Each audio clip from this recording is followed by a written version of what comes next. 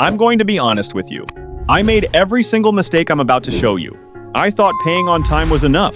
I thought I was being responsible, but I was wrong, and it cost me years. Today, I'm going to show you exactly what those mistakes were, so you don't have to pay the same price I did. If this video saves you even 1 year of debt, hit that like button and share it with someone who needs to hear this. Here's something most people never stop to think about. Why are so many Americans stuck in credit card debt? Not just a few people, millions of them. Smart people, hard-working people, people who pay their bills on time, still stuck. Right now, the average American household carries over $7,000 in credit card debt. Let that number sit for a second. $7,000. And here's the part that most people miss. That number isn't going down. It's going up every single year. So why? Why are so many people stuck? Think of it like this.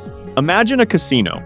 The casino doesn't make money because people are bad at math. The casino makes money because the game was designed so the house always wins. Credit card debt works the same way. The bank designed the system. The bank set the rules. The bank profits every single month, whether you know it or not. Every minimum payment you make, every balance you carry, every month you pay just enough to keep going. They collect. This isn't bad luck. This isn't poor discipline. This is a system that was built to keep you paying. And most people never question it because they were never shown how the game actually works. But lions don't follow the herd. And once you see the game for what it is, you stop playing by their rules. The first mistake. And honestly, it's the one that costs people the most. Paying only the minimum every month.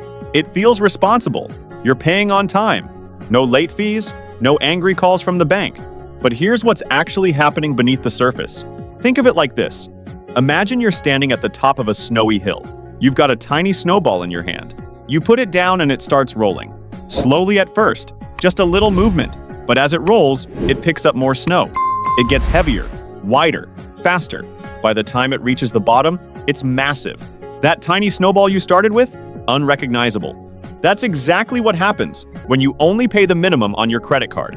Every month you don't pay the full balance, that snowball keeps rolling. More debt, more interest, more time. And by the time you realize how big it's gotten, years have already passed. Here's a real example. You have $1,000 on your credit card. The bank sets your minimum payment at $25 a month. Sounds manageable, right? But at a 20% interest rate, that's the price you pay for borrowing their money. Here's what actually happens. Month 1, you pay $25, but $17 of that goes straight to interest. Only $8 reduces your actual balance. $8. So your balance goes from $1,000 to $992. The snowball barely moved. Now fast forward.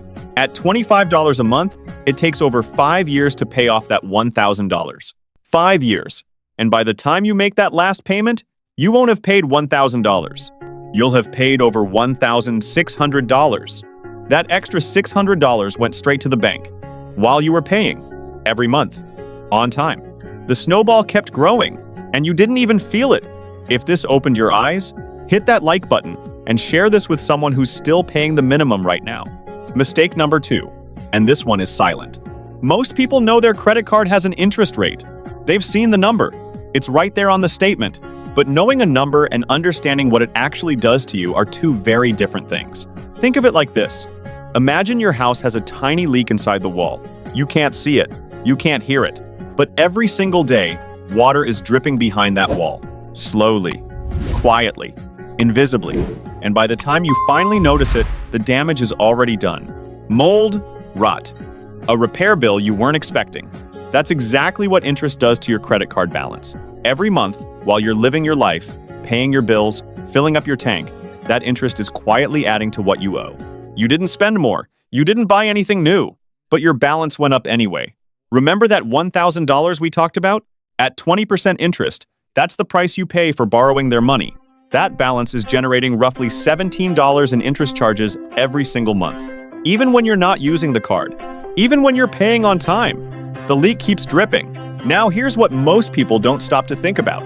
That 20% is not just a number you scroll past on your phone. It's the most expensive type of debt you can carry. To put that in perspective, a home loan charges around 7%. A car loan? Around 6%. Your credit card? Nearly 3 times more expensive than both. And most people are carrying that debt every single month without ever stopping to ask what it's actually costing them. That leak in the wall keeps dripping, month after month, quietly, invisibly, until one day, the damage is impossible to ignore. Mistake number 3. And this one is sneaky because it doesn't feel like a mistake at all. Using your credit card like it's extra money. You know the feeling. It's the 20th of the month. Your account is looking thin. The rent is paid. The groceries still need to happen. And there it is, the card. It feels like a solution, but it's actually a crutch. And here's the difference between a tool and a crutch. Think of it like this. A hammer is a tool. You use it to build something. A shelf, a table, a house. But if your house is already falling apart and you're using that hammer just to hold up the walls, you're not building anything. You're just delaying the collapse. That's exactly what happens when you use your credit card to cover everyday expenses you can't actually afford. You're not solving the problem. You're moving it to next month. And next month, the same thing happens. The paycheck comes in, the bills go out, the balance stays. Month after month, year after year. And here's the invisible part that most people miss. Every one of those everyday purchases, gas, groceries, that DoorDash order on a Tuesday night is now collecting interest. That DoorDash order you placed in March, you might still be paying for it in December. That's the cycle. And the dangerous thing about cycles is they feel normal after a while. You stop noticing the swipe. You stop connecting the purchase to the debt until one day you look at your balance and wonder, how did I get here? Mistake number 4. And this one feels like a smart move. Opening multiple credit cards. More credit, more options, more flexibility. Sounds like a power play, right? It's not. Think of it like this. Imagine you have one hole in your boat. That's bad, but you can manage it. You bail water. You stay afloat. Now imagine you have 4 holes. That's not 4 times the problem. That's a sinking boat. No amount of bailing keeps you afloat when the holes outnumber your hands. Every card you open is another hole. Another minimum payment. Another interest rate. Another due date to track. And here's what most people don't know. Every time you open a new card, it hits your credit score. That's the number lenders use to decide if they trust you and how much it's going to cost you to borrow money. Open too many cards in a short period of time? That number drops. And when that number drops, everything gets more expensive. Loans, mortgages, car payments, all of it. More cards doesn't mean more power. It means more holes in the boat. And that's something stackers understand. Real financial strength isn't about how much credit you have access to. It's about how much of it you actually need. If you've ever opened a card just to have a backup, drop a comment below and tell me how many cards you're carrying right now. And here we are, the 5th mistake. And this one is the reason all the other mistakes keep happening. No exit plan. Most people who have credit card debt are paying it. Every month. Faithfully. On time. But here's what nobody tells you. Paying is not the same as getting out. There's a massive difference between making payments and actually eliminating the debt. Think of it like this. Imagine you're trying to empty a bathtub. You've got a bucket. You're scooping water out as fast as you can. You're working hard. You're showing up every day. But the faucet is still running. No matter how fast you scoop, the tub never empties.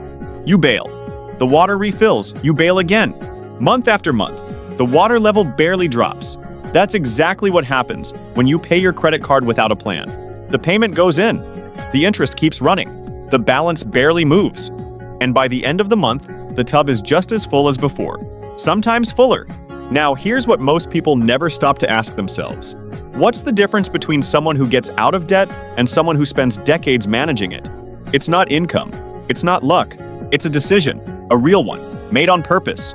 One person is reacting, paying what's due, and hoping it eventually goes away. The other person is deciding, choosing exactly how and when this debt ends.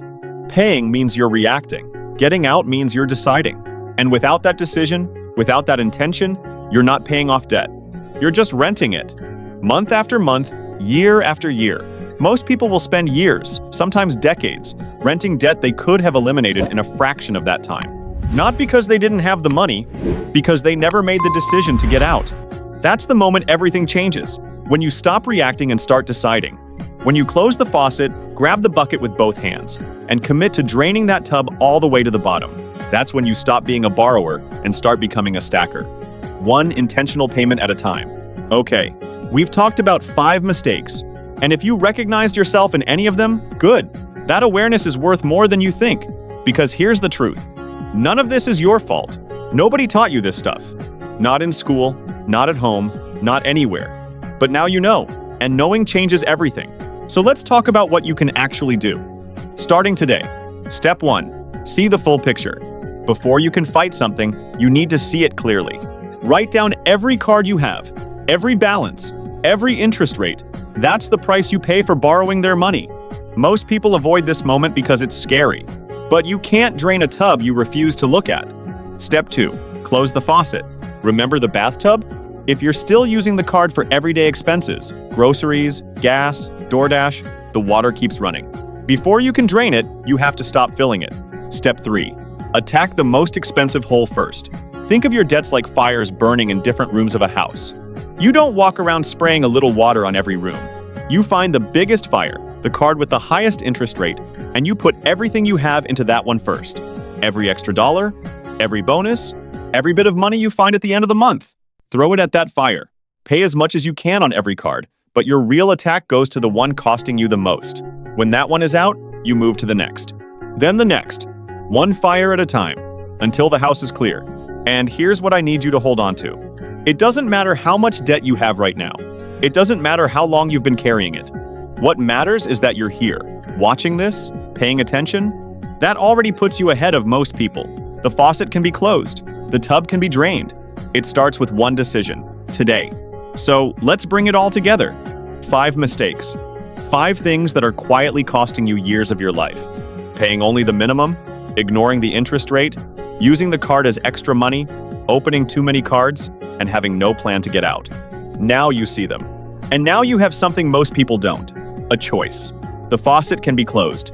The snowball can be stopped. The tub can be drained. But only if you decide to act. If this video changed the way you see your credit card, hit that like button, subscribe, and share this with someone who needs to hear it today. Drop a comment below. Which of these 5 mistakes hit closest to home? Go make your money work. I'll see you in the next one.